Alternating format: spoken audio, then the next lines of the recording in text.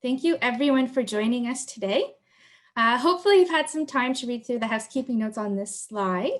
What I'd like to emphasize is that towards the end, we will save time for a Q&A, which is meant to be very interactive. So feel free to type your questions into the Q&A box then. One moment here. Okay, so who am I? I'd like to introduce myself. My name is Laura Gergley, Marketing Manager with McGraw-Hill Canada, specializing in science, engineering, math, and computers. All right, so let's get started. Thanks for attending our webinar, Leveraging AI to Boost Student Math Skills. Now, why are we hosting this webinar today? Well, before, during, and after COVID-19, we know that a lot of instructors who teach math struggle with a few course challenges, including students coming to class underprepared, students starting math courses with different levels of proficiency, and students struggling to think critically about how to solve problems. So the question becomes, how can we leverage AI to help boost student math skills? Well, we hope this webinar will help solution some of those challenges today. And what are some of the outcomes we want you to leave with? Well, we have three. First up, we want you to learn about Aleks. Second, we want you to understand how to implement Aleks in your course. And third, most importantly, we want you to see how Aleks's AI helps close student math gaps. So how are we going to achieve these outcomes? Well, let's go over today's agenda. First up, we're going to chat about Aleks' success in Canada. This will be led by Andres Krish. We'll chat about where and how Aleks is being used at Canadian institutions. And then we're going to dive into a conversation about leveraging AI to boost student math skills. This will be led by Keynote Speaker, Dr. Robert Mcewen, who will chat about his experiences using AI in his economics course and how you can implement similar best practices to help bridge student math gaps in your course. And then we're going to wrap up with a quick Q&A. So before I pass this over to Andres, let me introduce him. Andres is McGraw-Hill Canada's National Enterprise Sales Manager. He's an education technology expert who loves to enable higher education institutions, corporations, and government agencies to achieve student and learner success. He strongly believes that technology has a transformative effect on education and can help narrow the equity gap by providing students with personalized remediation at scale. Please join me in warmly welcoming my colleague, Andres Krish. Andres, over to you. Thanks, Laura. Hi, everyone. Happy to be here. So let me share my screen here momentarily. Can you see my screen? All good. Perfect. Let me just go into presentation mode. All right. So like Laura was saying, the purpose of, this introduction, I'll walk the group through how different institutions in Canada have been using Aleks, but I felt it was also important to give the group a little bit of context of how Aleks works and how it was created, and how different examples of how institutions across Canada are leveraging the artificial intelligence that really drives Aleks to help improve student outcomes in math and other course areas.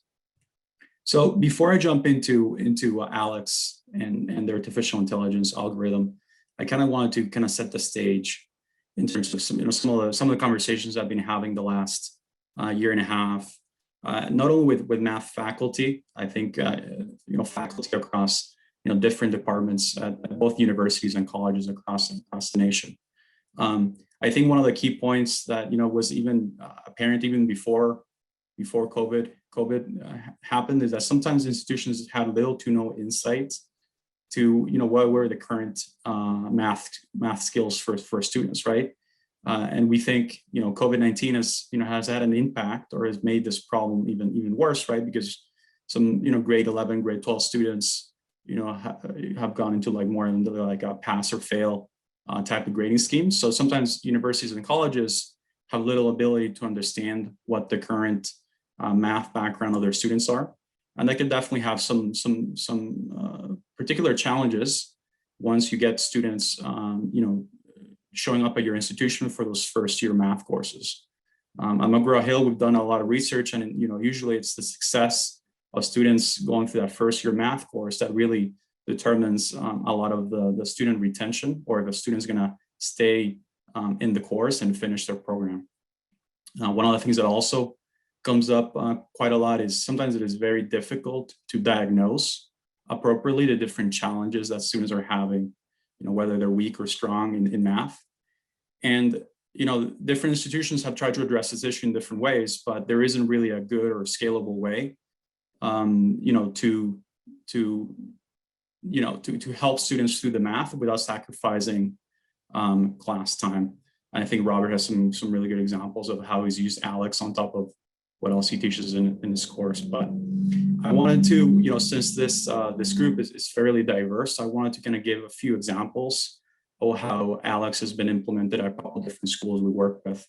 So one of them, a really good example, is University of Waterloo. They've been using Aleks to upskill all of their first-year engineering students, getting them ready for their Calculus 1 courses. Robert will go into a little bit more detail how he's been using Aleks at York. But I think there's other really good examples. So for example, Red River College have been using it to upskill their students going into business math, for example. KPU is using it for academic upgrading. And then you have other colleges, like Fleming and Conestoga, that use Aleks more in a more traditional in-class delivery model for developmental math purposes. So, what is Aleks, right? So I said that McGraw-Hill is doing a lot of investment, or we continue to invest in artificial intelligence. And Aleks is their key platform that uses artificial intelligence at McGraw-Hill. So Aleks is basically an acronym that stands for Assessment and Learning in Knowledge Spaces. It is an individualized, AI-driven adaptive learning tool. So the way I usually like to explain Aleks is that it's almost like a human tutor designed to help students learn math, right? So that's really the foundation of how we've kind of gone about developing Aleks. And I think it's always important to talk about how Aleks was born. So Aleks has been in the market for 20 years. So I think Aleks has been doing artificial intelligence, before it was the cool thing to be doing, right? So it was actually born out of a grant from the National Science Foundation. So it was a partnership project between York University and University of California, Irvine. So it was a collaboration between like cognitive scientists, software engineers, and math faculty to bring together their ideas and put together this platform, which is now Aleks.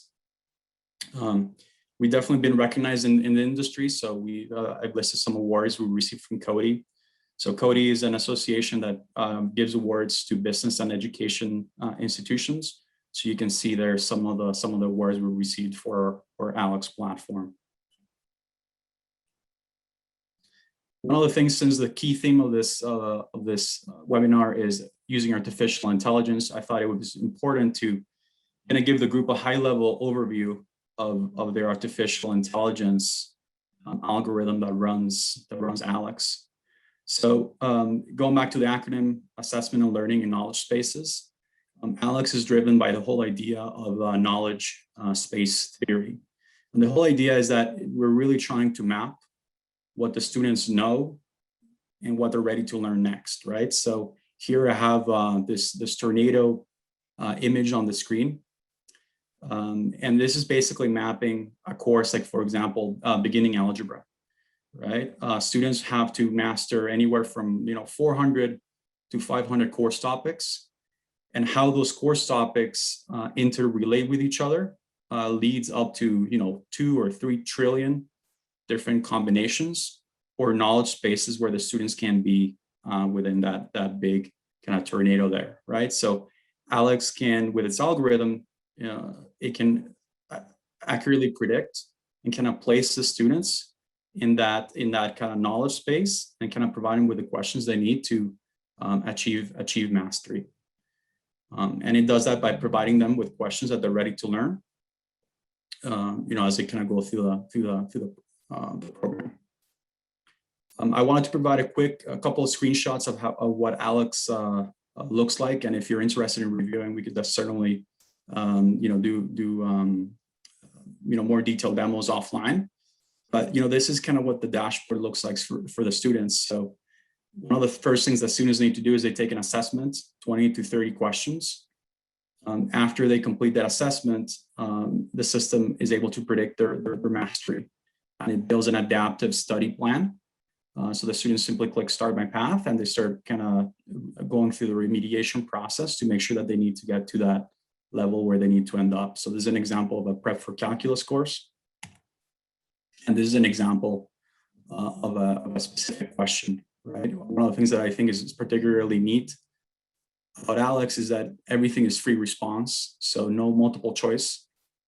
So potentially students could answer this question in a variety of different ways if it's appropriate to do so, right? So it's very flexible, and it's meant to kind of replicate or understand the students, and it's not going to mark them wrong. So it's a very smart system, really helped design to do upskill students where they're struggling. I also want to include here, so for example, after you get a question incorrect, the system will provide them with a detailed explanation or walkthrough. So the students will have an opportunity to go and do another question, and all the questions are fully algorithmic in nature.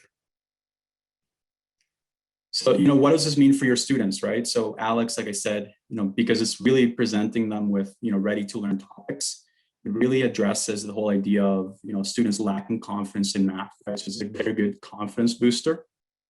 It's only going to provide them with topics that they need to, that they're ready to learn next, right? It's all mastery based, right? So I think a lot of math faculty sometimes say that, when students do their homework, there isn't necessarily like a good link between the student grades and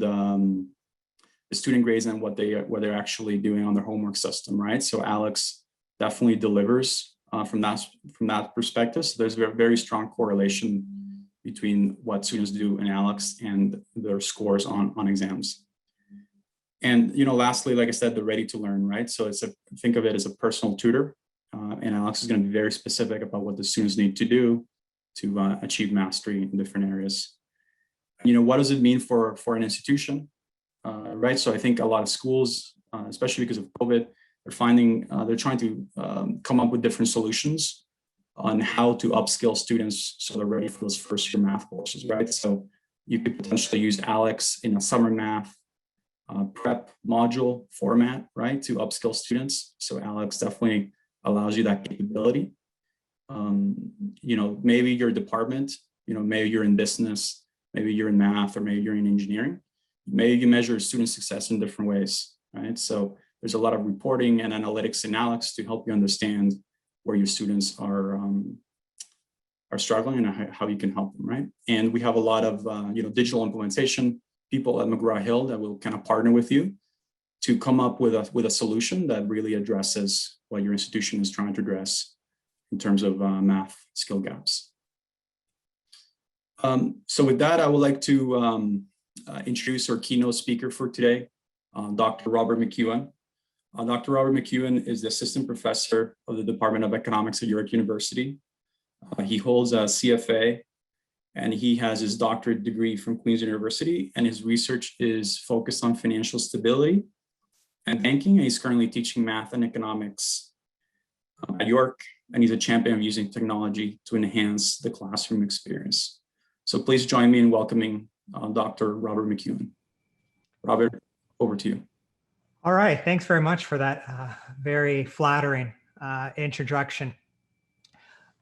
First of all, welcome everyone. I wish I could see your faces, but the way the technology is set up, I can't do that. But let me just give you my appreciation for sharing your time with me today. What I'm going to talk about, I'm not going to go into the details of what Aleks is. You saw some of that from Andre's talk. I'm going to tell you about how I used Aleks in my classroom. Not necessarily how you might want to use it, but I'm going to tell you about how I used it. Now, let me start sharing my slides with you. And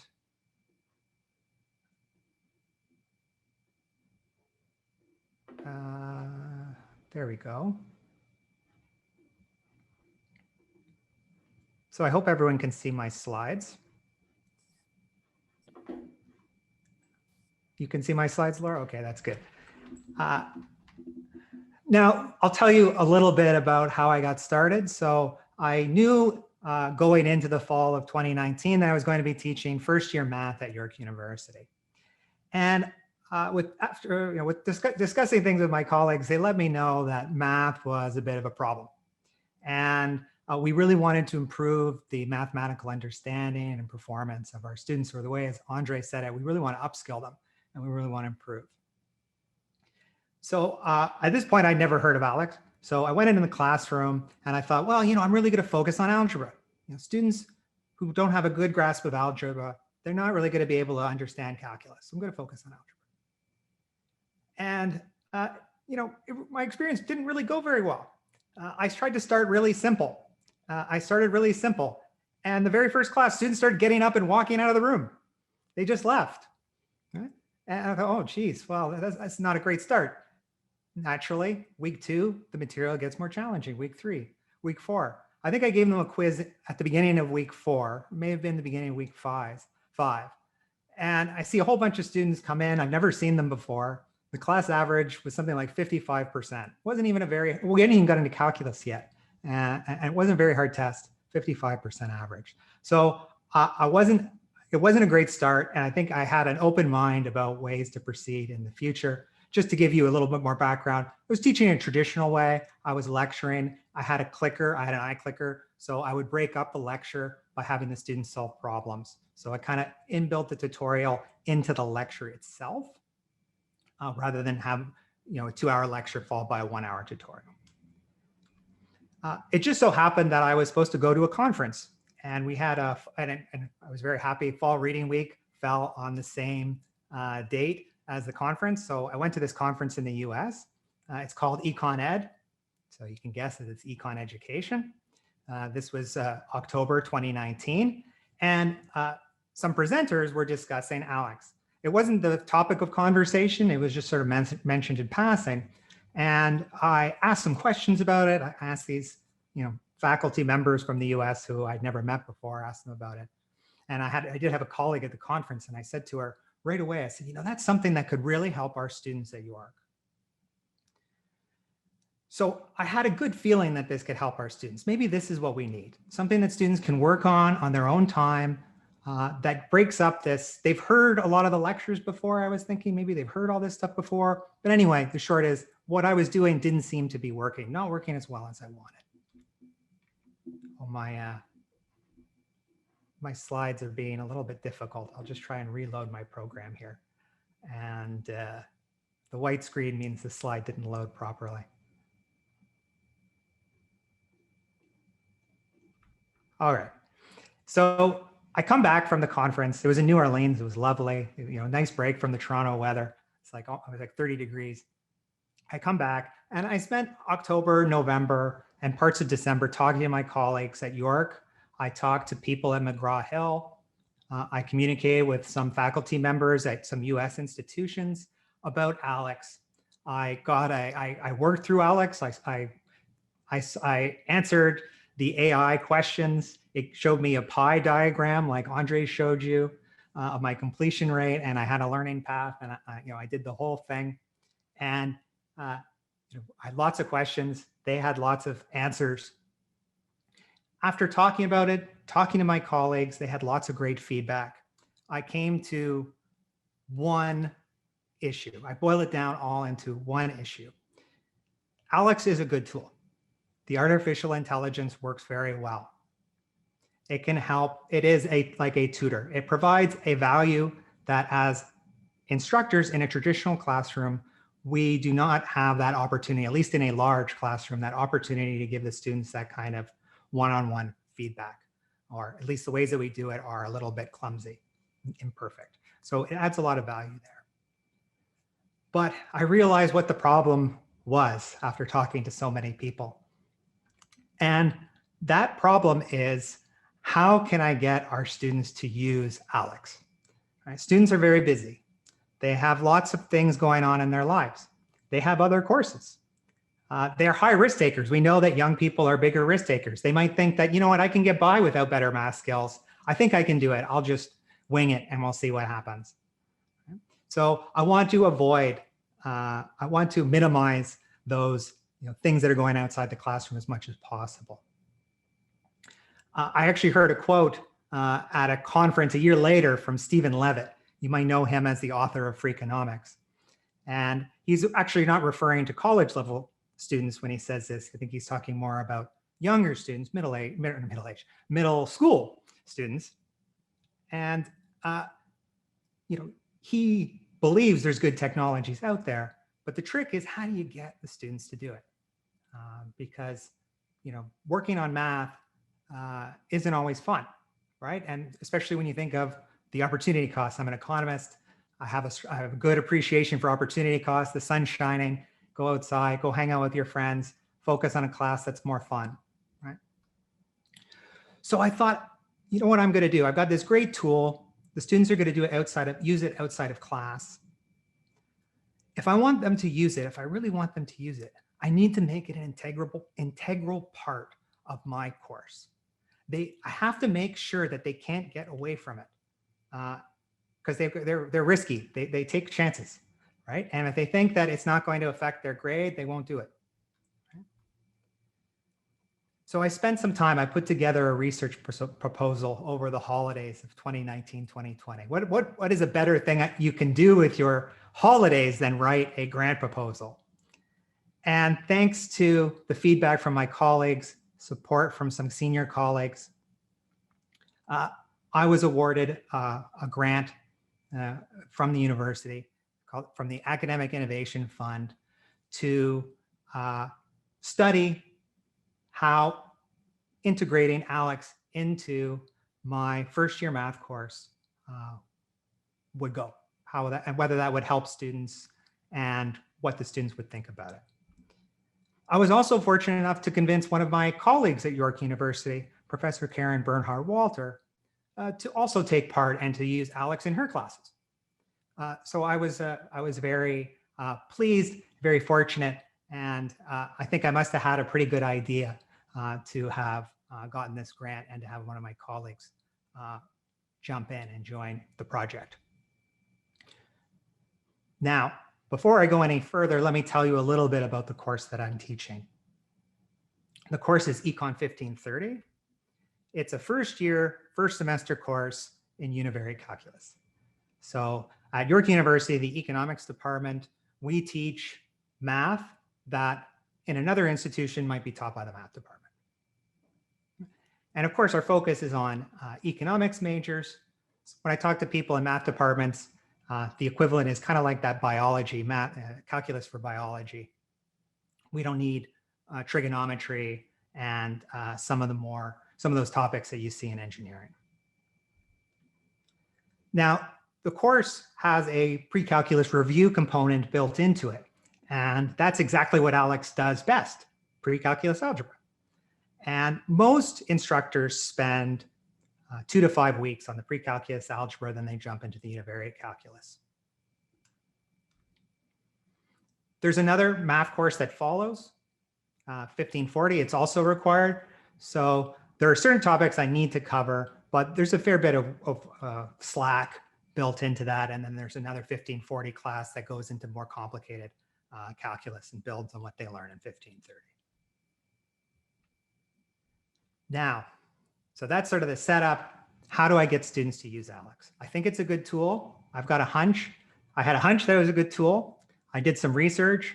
It still seemed to look like a good tool. In fact, the more research I did, the more appropriate it seemed. How am I going to get the students to do it? The first thing I did is I rearranged my course topics to match the Aleks topics rather than the textbook. So you saw Andre's tornado diagram picture. So the Aleks topics come in quite a logical order, but I wanted the students to feel like when they were doing their homework, it was reflecting the topics that were covered in class. So I wanted the whole course to have to be integrated, to work together. So rather than follow, say, the textbooks chapters, that seemed to be the right way to go. I created a number of lecture videos to both encourage the students and support their learning. So I knew from teaching the course previously that some students have fantastic math skills and some students have very, very poor math skills. And the students with poor math skills, they might even need more support than Aleks offers. You saw Andres show you that when you get the wrong answer, it gives you the solution, shows you how to get the answer. And it is actually, if you press a button, it'll show you a different way to get the answer. So it gives you there's a couple little different solutions it offers you there. But I wanted to go a little bit more than that, or at least offer it on a different medium, which is me with my slides and me solving the problems on pen and sort of on my slides on pen and paper, you can imagine. And then at the end of the video, I always input the solution onto Aleks. And you can actually see my videos on YouTube if you wanted to go look at them. So they're publicly available. I assigned weekly quizzes on Aleks. So I'm doing the review the first 4 weeks of the class. So not even as long as some of the others. So I'm doing four weeks on Aleks for pre-calculus review. I need the students working right away. I can't let them wait till week 3 before they start taking the course seriously, which is what, of course, undergrads often do, right? So I have assigned weekly quizzes right away, starting at the end of week 1 even. I think maybe in the fall when I did it, I waited a little bit longer. When I've done it again in the winter, I actually now have quiz 1 is due at the end of week 1. So, and they're on Aleks. They're on Aleks, answering questions on Aleks. They're learning how to use Aleks. It is very intuitive, but I don't want them learning how to use Aleks the morning of the test, right? I want them on there. I want them using Aleks. I want them seeing how great a tool it is. I want them to appreciate, well, I know they'll appreciate, once they get using it, they'll be able to appreciate that this is a really useful learning tool and they can learn a lot from using Aleks. So I want them on there to get an experience with it and to learn how to use it. I offered weekly bonus marks for time working on Aleks. So I really want to encourage them to do their work. In the fall, I offered, if they spend 5 hours working on their learning path on Aleks, I think I gave them a 1.5% bonus mark on their final grade, which is quite large. And then in the winter, I've decreased it. I made it a little bit smaller. And so I'll see if I suspect that there's no change. I'm not sure how effective the bonus mark was, but I want to put something out there that encourages them to work on Aleks. Term test 1 at the end of 4 weeks, at the end of week 4, is term test 1. It's worth 20 to 25% of the mark, depending on some other things that they choose to do. And now they really can't get away from Aleks, right? If you don't use Aleks, maybe 30% of your grade comes from using Aleks. So it's very difficult for them to get away. They just want to save money. They don't want to pay for a subscription, or they don't want to do any work in the first half of the course and they just want me to shift everything to the final exam. No, you can't do that. You have to get to work right away at the beginning. You have to go on Aleks and you have to show me that you understand these concepts. I don't want to give you the impression that my curriculum is completely reliant on Aleks. Now, I mean, Aleks, you can choose topics. There's some variability there, and you can talk to Andres about that and find out what topics are best for your students and your situation. I still control the curriculum. So I have the students work on Aleks at home during class time. Now, COVID-19 came in, from between when I got what time I got the grant. I wrote the grant before COVID-19, and then the class happened after COVID-19. So I had to make some changes. But essentially, we have a flipped classroom. When they come into Zoom time, I'm giving them more complex problems beyond the Aleks problems, which are great at teaching algebra, but they don't really get into economic problems and economic solutions, right? So I still do higher level stuff while we're using Aleks, but I do that during class time. I tend to give the students the assignment. I put them in a breakout room, and then now we come out of the breakout rooms and we solve it all together and we talk about it. And I think it's working quite well. Now, let me tell you a little bit about our students at York. So I'm not sure what your home institution is, where you're from. You might have a similar student body, you might have quite different. So we had our students write a pre-course survey and a post-course survey. And I want to share both those with you today, sort of the highlights from them. We had 334 students in my section, so I had 3 sections, and the max of a section is 150 students. 334 completed the survey. I think I might have had 400 names at one point, but then a lot of them, they're not really in the course, so it's hard to tell what the total number of students in the course was at the beginning. There were 3 students who refused to consent and to share their data. So they're not included in these numbers, but it was a surprisingly small number did not share their data with us. Of course, there are students who may not respond at all. We have a lot of international students in our program. You can see that more than half of them are enrolled as international students. And if we dig a little deeper, you can see that only 3 out of 10 speak English at home. So while they might not be international students, they may be permanent residents or Canadian citizens, English is still their second language. So we have a lot of English second language students. And almost all of them, not all of them, but almost all of them were enrolled full time. So not very many part-time students were in my sections. For whatever, maybe, I'm sure there must be more part-time students out there, but they weren't in the data that I'm going to show you today. I wanted to know who was new to university. So this is a first semester, first year university course. I would have expected most of the students, this would be their very first experience at York. But surprisingly, most of them had already taken a university course. So some of them had taken it at another institution. So that would include colleges, community colleges, other universities, either here in Canada, but it could be international, other countries. And only 44% of the students in my sample here were both new to York University and had no prior post-secondary experience. So like Andres was saying, they're a really mixed bag. We're not really sure what their math skills are coming in because even if, even if they've taken math, we're not sure what exactly that means, right? Unless they're coming from Ontario, when we know pretty much what that means. They're not coming from Ontario. I'm not 100% sure what it means. Here's the age distribution. So this was the fall of 2020. And you can see that most of the students are going to fall within that 18 to 20 year range.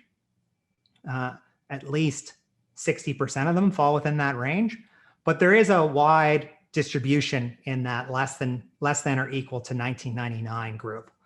So we have a large number of mature students of varying ages. I really like this information. Now it's self-reported. Now to get into York University in the economics program, you were supposed to have advanced functions in high school. So I'm thinking, in my mind, I'm thinking natural exponent, natural logarithm, that sort of thing. But actually, according to the students, only three quarters of them do. Now, maybe they have equivalents at college or something like that, but only 3/4 say that they took advanced functions in high school. And calculus is not required, but it's recommended. And you can see the numbers are a bit lower. You can see their average grade. I'm not sure. To me, that seems kind of low, but I'm not really an expert. I don't really see what other institutions' grades are, so it's hard for me to say relatively. But maybe you have an idea in your mind from your institution whether that's low or average or high. And there's the self-identified gender distribution. We asked the students, why are you taking this course? Right? That can tell us a little bit about their motivations and a little bit about who they are. And it turns out most of them are taking it because it's required. Some of them, 39%, that is the only reason why they're taking this course. The only reason that they want to take our math course is because it's required and they have to. Now that's a little bit about the students who are coming in and what they look like. Now I want to talk to you about what they think about Aleks. I'll just focus on the questions that revolve around Aleks. Remember that I've integrated Aleks into my curriculum closely. And our first question is, how often do you use Aleks? Now I do have data from McGraw-Hill that tells me exactly how much time they spent on it and exactly what they were doing. I'm not showing that to you today because our project is still a work in progress and I haven't matched the survey consent forms with that data. So I can't show that to you today. Maybe in May I could show it to you, but not today. But self-reported will give us an idea. And, if we look at it, my eyes are drawn down to here. Oops. The bottom here. That's what I want to see.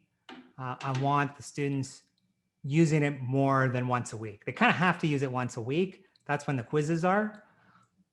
So I'm not surprised to see once a week, maybe several times a month. Maybe some students are confusing these two things here. That's actually an issue. I hadn't realized that when I looked at it. The other thing to point out is we started off with 334 students completing the survey. And although I haven't been through the data perfectly clearly as much as I want to go through it, there are many fewer students completing this survey after the final exam. So the survey was completed following the final exam in December of 2020. But I consider that something of a success. I think I've integrated Aleks pretty well in my course if I've got 150 students who are using it more than once a week. We asked them how helpful it was, right? So just how helpful it was. And you can see some neutrality involved. And I think the neutrality group is interesting, but I mean, students liked it. The students liked using Aleks a lot. They appreciated the merits of Aleks and they found it very helpful. We wanted to ask about confidence, right? Because I would think that confidence and retention rates, that there's some sort of correlation between those two things. So we asked them, how confident did Aleks make you when it came to, essentially we're trying to get at here is how confident did it make you in the calculus component of the course? And again, we get a very high. We get neither agree nor disagree has increased. And I'm not showing you the statistical significance. I don't think it's necessary for this presentation today. But you can see it's a little bit bigger, right? Maybe those students, it's possible the students didn't like Aleks, or it's also possible that they're just really smart. We have really smart students in this program, and some of them tell me, oh yeah, Aleks is great. But I can see right away, like they complete that pie diagram in like 2 days. They're really smart. They're really smart. That's not the normal experience, but there's a lot of really smart students in this class. Similarly, we asked, how prepared do you feel for your York University classes, your future classes? We get about the same result, more or less, right? It's nice to see these numbers over 80%. There's neutrality. And there aren't really many students here telling us, I disagree. I really wish that you were doing something else. I don't see that very much in these responses. And finally, this is my favorite one. How has it increased your likelihood of staying in a math-based program? And while there's still a lot of neutrality, almost 80% of students who got this far into the course think that Aleks improved their confidence for staying in a math-based program. Economics, math is one of the most challenging components to being an economics major.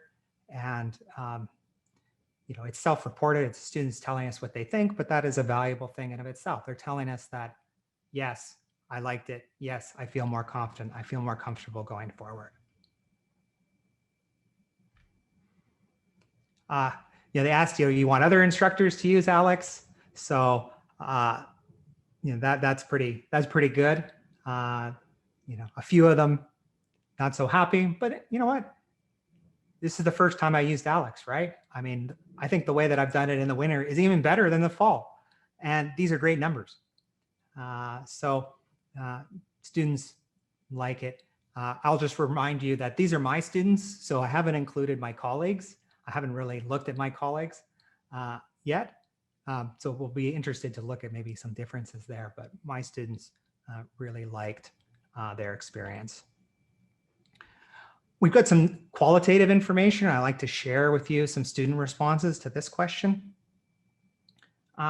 We tried to, you can read the question yourself, try to keep it relatively open-ended. And this is a neat little comment. I like the student, he answers the questions directly. He's like, it encouraged me. It was not boring. This person even had a lot of fun. Who has fun with math, right? That's pretty good. Well, I mean, maybe I have fun with math, maybe you have fun with math, but how many students have fun with math? That's pretty good. That's a nice thing for them to say, and it was very helpful for this person. I like the word awesome. Everything is awesome. And that's the word that this student used to describe the Aleks software. We can just take this part off, right? We just want to be selective in the quotes. No, I'm not doing that. But you get the idea that the student, they like it, right? This is a positive comment. And finally, my favorite one. I mean, it's hard to get a better comment than this, right? You couldn't really script a better comment. The student really liked it. I'll let the comment speak for itself.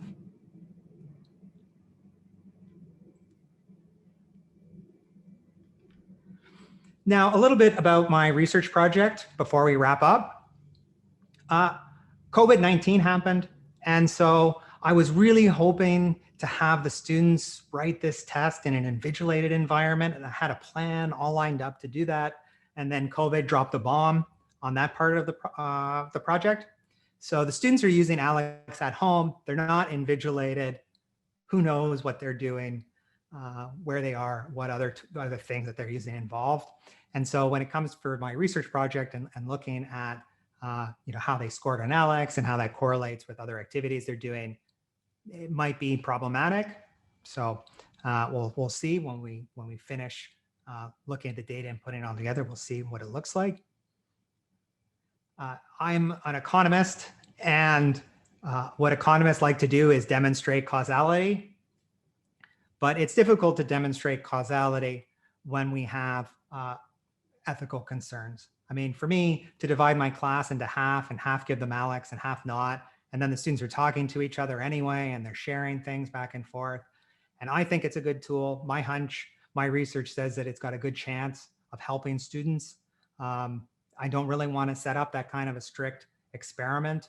And like I sort of mentioned previously, it'd be hard to even enforce it. We also have problems with instructor effects because I've got me, the way that I teach, and my colleague teaches differently. We can compare ourselves back and forth and how students are responding to us, but we're also different people, and there's different variables involved. So there's challenges to demonstrating causality in our research experiment. Going forward, we're going to put all the data together. So we'll put the survey data together with the students' actual performance on Aleks and in the rest of the course, and we'll see what that looks like. So we're looking forward to that. I think I already mentioned that. Oh, well, this is basically, we can look at how they perform in the future. So that would be one possibility. We might have instructor effects there, but we could compare other sections that are not using Aleks with other instructors with ours and compare them. We might see something, we might not. I mean, I look at research and education. It's a lot like, it seems to me it's a lot like medical research. You've got students, they've got long histories, they've got a lot of different variables and characteristics. And this is just a small intervention. Using Aleks is just a 4-week, this is just a 4-week intervention. It would be amazing to think that a 4-week intervention could change students' performance and change their lives. And it would be wonderful to think that it could, but to move an average, the student average group is what I think quite a big ask, because there's so many other variables involved in a student's education and their future prospects and success. And I'm looking forward to getting more students to use Aleks this summer. So I have a summer course. I'm using Aleks in that summer course. I've demonstrated to you or showed to you my experience with using Aleks in my classes for my students. Very idiosyncratic. I'm not trying to recommend that's what everybody should do. Far from it. I would love to get more students using Aleks in the summer so that when they come into classes in the fall, they're better prepared. And that's what I have to say today. I'm going to turn it back to Laura, and I look forward to answering your questions.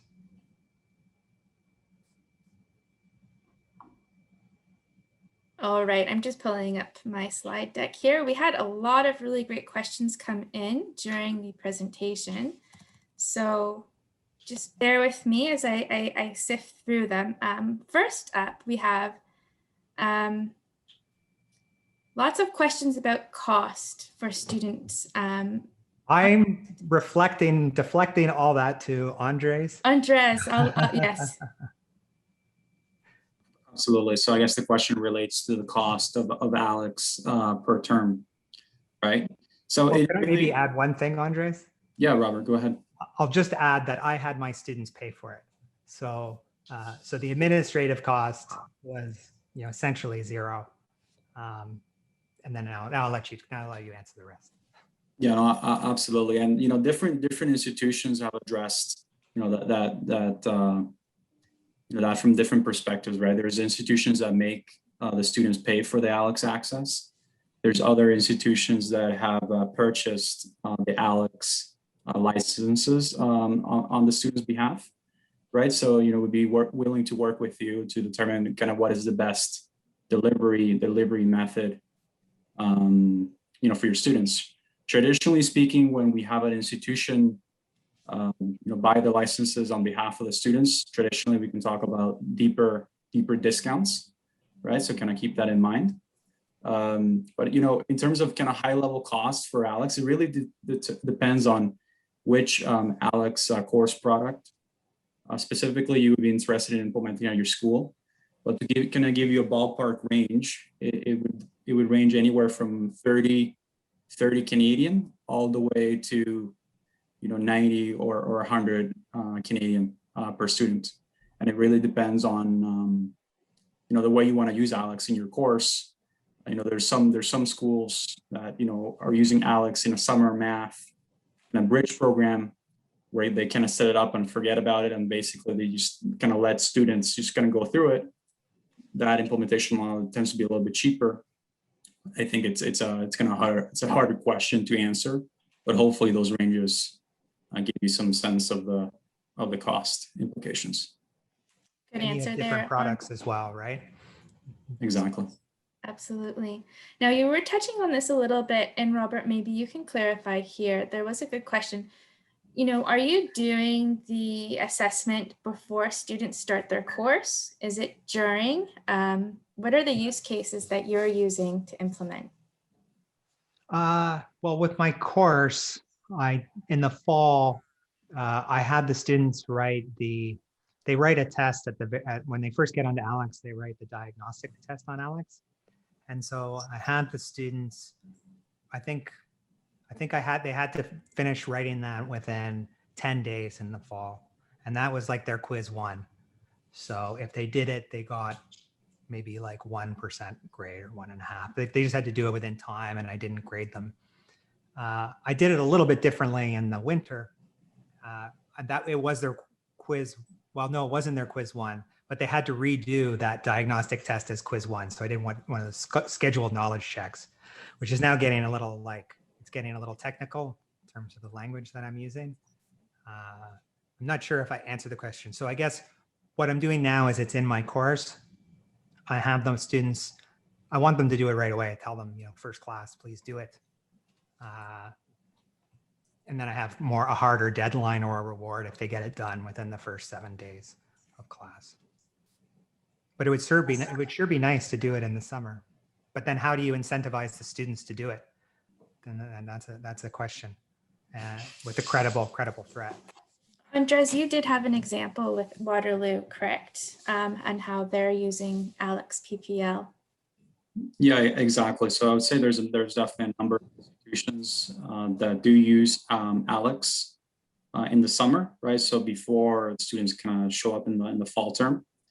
And, there's definitely a challenge of, how do you get the students to use the system, right? So, I think we can definitely partner with your institution specifically, to come up with creative ways to incentivize student use or uptake of the platform. There's a lot of different ways, that we could do it. Definitely one of the ones that we think definitely makes a difference if you're kind of thinking about using Aleks in your institution as maybe as a math skill kind of improvement, summer math module. And we usually recommend that the institution pays for it, right? That kind of removes some of the barriers for students to kind of have to go in, especially if it's optional. But we'll definitely kind of partner with your institution and kind of come up with some strategies that makes a lot of sense. But having said that, we've had a lot of success. Even if it's like an optional type of delivery, there is a lot of really good uptake of the Aleks platform for students because they see the value, right? And I think a lot of students, especially if they're going into an engineering program, they're very kind of anxious to be successful, right? In some of those first year calculus courses, right? So it's in their best interest to be successful the first time or the first go around. Another question came in, Andres, maybe this one would be for you, is in terms of accessibility features with Aleks. How deep and far does that go? Yeah, we made a lot of investments on the Aleks platform. I don't have the capability to show it right now, but maybe we can send it to the person that asked the question as a follow-up. But we've definitely invested a lot of time and resources thinking through accessibility. So to give you an example, in the student view, students even have the capability to turn on accessibility options, and they can play with some of the things that might be. So, for example, they could play with like the color contrast settings, or for example, if a student is colorblind, you can kind of change some of those settings, right? So it really goes to show you a lot of the thought and investment that has gone into the Aleks platform to make sure that it's accessible and everyone can use it, even if they have challenges. Here's another question that came up in terms of implementation and how easy is it to onboard instructors with Aleks and then get students through the program. Robert, maybe you want to speak to your experience about the ease of use with Aleks, and then Andres, maybe you might want to qualify with how we can support instructors at every step through implementation. Sure. Well, let me start. Certainly the student side is very straightforward and easy. And I had a survey question where the students basically say that both McGraw-Hill's customer service was really good when they had a problem, and then they found the software easy to use. From the instructor's point of view, it's my colleague, Karen, I think, it's easy for her. I mean, you just set up, once you get it set up, you just set up the course. It's really easy. Now, I did have to work with the IT at York in terms of setting up the LMS and having the integration between McGraw-Hill and York's system. But that, I didn't really have to do anything. I just had to make sure that IT did it. And then Scott Hardy, who works for McGraw-Hill, helps me get everything set up, and he's really fantastic. And I mean, there's nothing like, it's not hard. but it's a lot. But as I say, with COVID-19, when we're online, there is a lot of clicking. So there's a fair bit of clicking, but it's not hard. And once you get it set up, like when we redid it again in the winter, it was super easy. I think I don't even know if Karen did anything but say yes, and it's super easy. So I don't think it's too much. I don't think it's too much startup cost, but there is clicking. Yeah, and Robert, I think you raised a point there in terms of Scott, right? So Scott is part of our digital implementation team. So we have a dedicated team of implementation managers. We call it the digital success team. And it's a fairly large group of people, right? So it's people that are very well versed in Aleks, right? And best practices in terms of kind of how to implement it in a way that makes sense for your institution, right? So we as McGraw-Hill will kind of provide you, basically what Laura said, right? Support at every step, right? We can provide you with a lot of kind of one-on-one training. We'll train with faculty, and we'll also provide you with lots of resources, first day of class material. So you really feel confident once you start using Aleks, but then also as you kind of think through the course build, implementation, and all those different implications. The idea is, we have a whole team to support you to think through what is the best way to implement Aleks. So, at the end of the day, you're really getting to the whole, reason of using Aleks, right, which is improving student success in math. Absolutely. And in terms of getting demos, how easy would that be for us, Andres? If there's some instructors here who are asking a personal one-to-one demo of Aleks, would it be just as easy as emailing me? Yeah, that's exactly right, Laura. I guess they would email you, and then we can set up a one-on-one session to kind of dive a little bit deeper. I know this is kind of very high level, but just recognizing it was a very diverse group of faculty that are joining this webinar, we didn't really want to dive too deep. Keep it high level. Absolutely. And then let me see here. There's a few other great questions. One came in about just the reach of Aleks and the different product offerings. So quantitative, are there Aleks products that look at quantitative courses such as analytics, operations research, operations management, management sciences? How would Aleks play in those disciplines?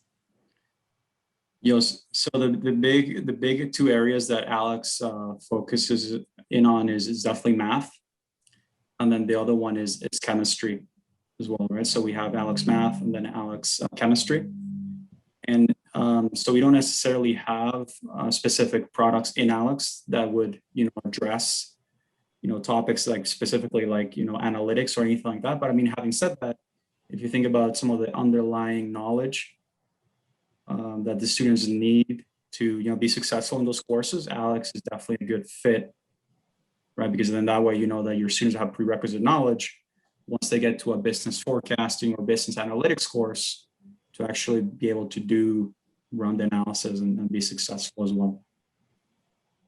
Absolutely. Okay, so I think we're just at the top of the hour right now. There is, let's see, one more question. Does Aleks Math cover Boolean algebra? I think we would have to get back to the person. I do not know the answer, so we can get back to them. Yeah, that was from Robert. I can follow up there. We can easily get that information back to you, Robert. But I mean, at a high level, Aleks, from a higher education perspective, it has been implemented anywhere from like basic arithmetic, all the way to like precalculus, concepts, right? So we do not have a product in Aleks that does calculus yet. I mean, we keep asking for it, right, from a product development perspective. So eventually, maybe we'll get calculus one day in Aleks. But having said that, I think Aleks does a really good job of prepping students to be successful in a Calculus 1 course, right? And we've seen a lot of different schools use Aleks very successfully in that method. Absolutely. All right, so that sort of takes us to the top of the hour.